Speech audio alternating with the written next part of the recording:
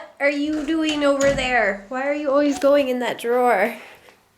No, this is Papa's drawer where all the no-no things are. I think it's just kind of silly that we have like this drawer that they can so easily open without a baby lock after all this time. Like, lazy parents. Look how curly her hair is. I swear it's curlier than Olivia's was. It's so bouncy as well. She's got like these annoying, well, for her they're not annoying yet, but like I had hair like that when I was little, and now that I'm older, it also curls at the top. Usually, like, I have a receding hairline, as you guys know, and the hair here will grow in kind of a cycle. Like, it'll be really short to a point where it's curly, and then it'll grow out, but then it just does that weird thing in a cycle all the time, and it's just so annoying. When I was a teenager, I would bring a hairbrush with me to school and put it on my desk, and like every 5 seconds would put my curls down. But now I've just kind of, like this morning, I've kind of made them wet, and like they were sitting down a bit, but now they've come back up. So I just give up. Okay, we have to go already. We have to go pick up Olivia really early today because, well, it's not really early. It's just like an hour earlier because there's a teacher conference going on. I was actually just tweeting with Bubby. We've been tweeting together. I'm kind of like fangirling every single time she writes me on either YouTube or Twitter because I followed her for so long. And it's so exciting that she actually knows who I am. You know what I mean? So, like, I followed her before we even moved to Germany. And I think it was when I moved to Germany, like, her videos, they just kind of kept me inspired to start my own channel, and she kept me kind of, like, happy. She was kind of like the person I took with me from San Francisco.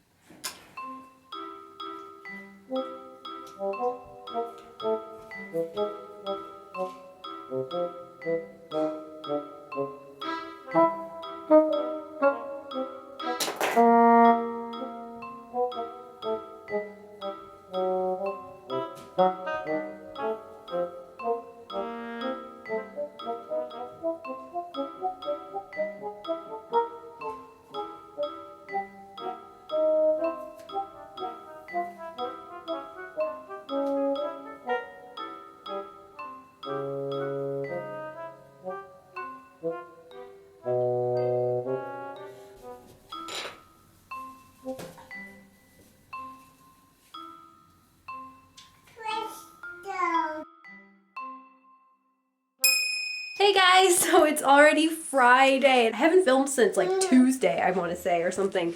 I don't know. But who wants another windowsill chat? This one is probably not going to be as emotional. Don't worry. But it is interesting. I know that this is a topic that a lot of people really like to hear about in this YouTube, in this corner of YouTube in the community. This is like the thing that people look forward to when it comes to this corner of the YouTube community. So, alright, so this is not by any means a TTC update, but I had kind of a weird cycle, like I said, last cycle. Did you poop? I think she finally pooped. I like just changed her and then she poops. Okay, so, where did I leave off? I don't even know. Probably didn't get very far.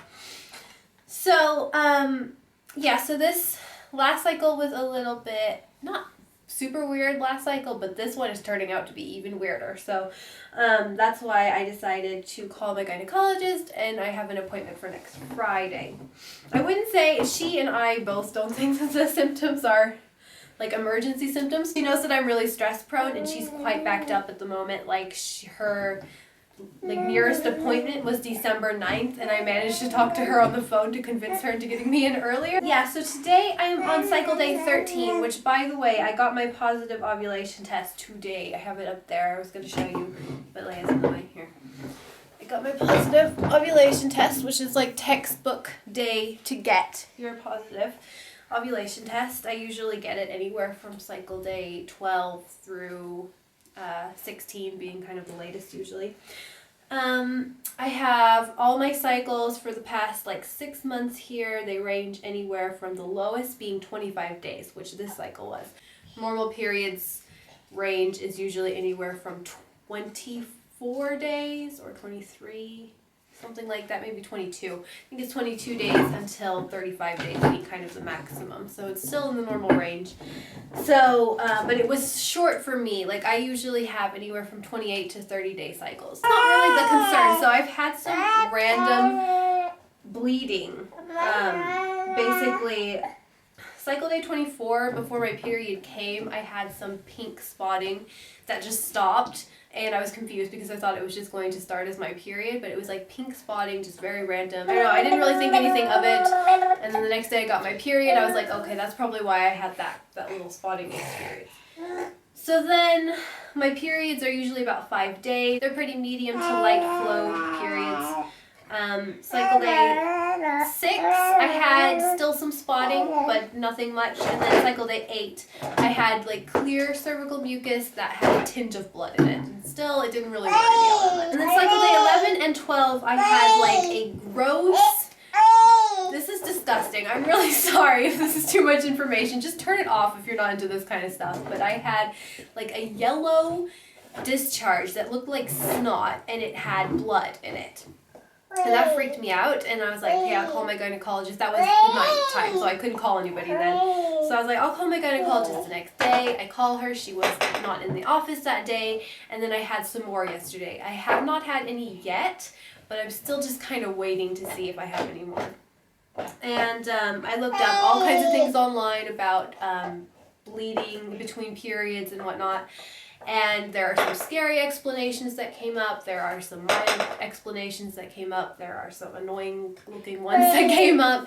And me being stress prone, I automatically just really want to get it figured out as soon as possible. Like, I don't know if it's an infection. I don't know. I don't know what it could be. I am due for a pap smear, so that's another reason I wanted to go and just get an appointment. I was planning on just waiting until we were TTC to go back to my gynecologist and just get everything kind of checked out. But, yeah, I just think it seems like a good idea to go.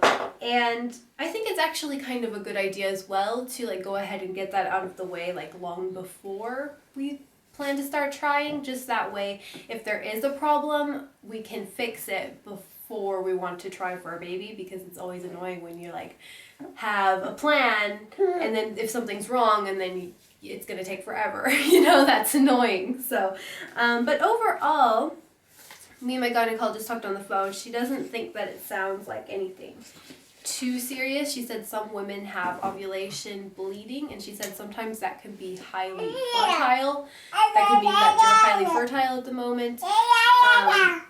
But she said that it could also be like fibers, it could be a cyst, it could be all kinds of things like cervicitis, which is like an inflammation of the cervix, which is common after birth. So we just want to kind of rule those things out. And I think it'll be really good to like just go and get my whole anatomy looked at, because I've never done that before, because I got pregnant pretty easily both times. Like I said, Olivia took a little while, but nothing in the abnormal range. Leia was a first go kind of situation, one-time sex, boom. Oh, by the way, I did take pregnancy tests this morning just in case it's a pregnancy. I really didn't think so, but they're negative, so I'm not pregnant. It's not the reason I'm having bleeding. Yeah, so I think it'll just be really good to go get my whole anatomy checked out, because I've never had that done before. I think it would also be good. I'm going to talk to her about getting some hormonal blood work done. Because I am so anxiety prone, I'd like to see if there's maybe some hormone imbalance, and then we will go from there. So, I don't know, like I was really scared about the whole situation yesterday, like I felt kind of sick to my stomach again, but now I'm just kind of feeling excited to go and get some, I guess answers, I don't know. Like I feel like this video is going to make you guys think that we're TTC. I'm just really, really on top of this thing. Like ever since I was TTC with Olivia, I've just sort of kept being really on top of my cycles ever since. Like I'm just really interested in, I guess, female reproductive system, and I'm really into peeing on sticks, so I just always keep track. Like I've been keeping track of them for a long time. I'm not on any hormonal birth control, so it's a good idea for me to do that. I'll probably have a TTC actual update around December when Leia's 1.5 years.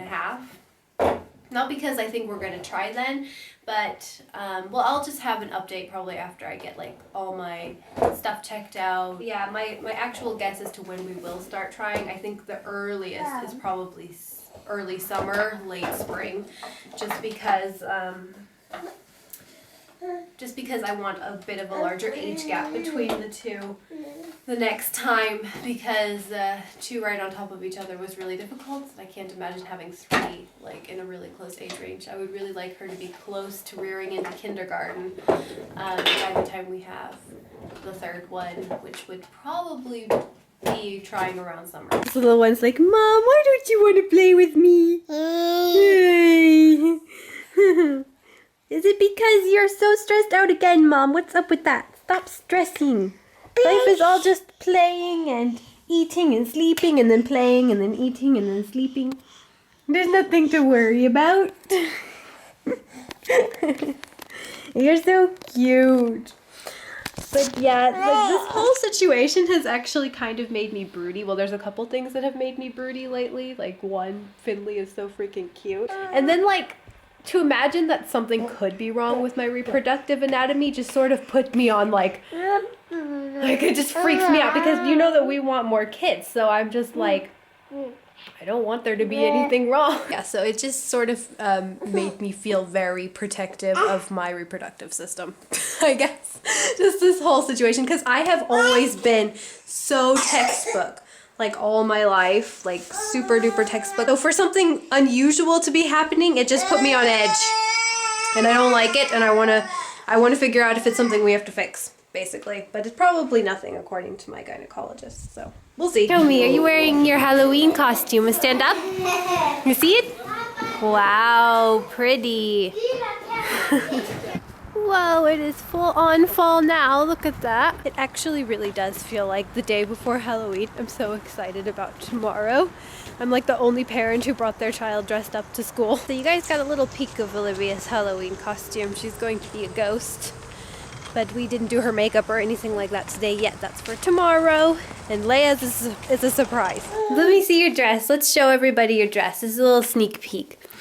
It's got a little ghost face, and it's sparkly and cute. And tomorrow we're gonna have her face painted white, and we're gonna put dark circles under your eyes, and you're gonna look so creepy. I think she's gonna make a really cute little ghost girl with her creepy glowing blue eyes.